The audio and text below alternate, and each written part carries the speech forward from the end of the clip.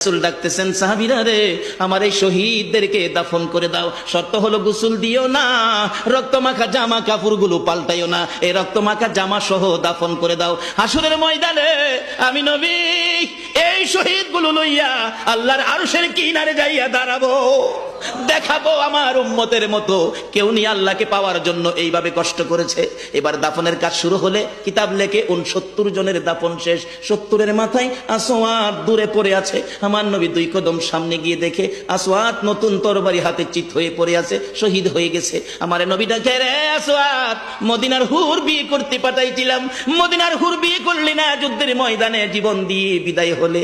আসওয়াদ রে, নতুন তরবারিটা হাতে রে। আসওয়াদ একজন সাহাবী বলেন, হুজুর বিয়ের বাজার করতে এসে আপনি যুদ্ধে গেছেন, খবর পাইয়া বিয়ের বাজারের টাকা দিয়ে যুদ্ধের বাজার করেছে, আসওয়াদ শহীদ হয়েছে। আমার নবী ডাকে, মাবুদ আমার আসওয়াদকে তুমি কি দিবা গো আল্লাহ।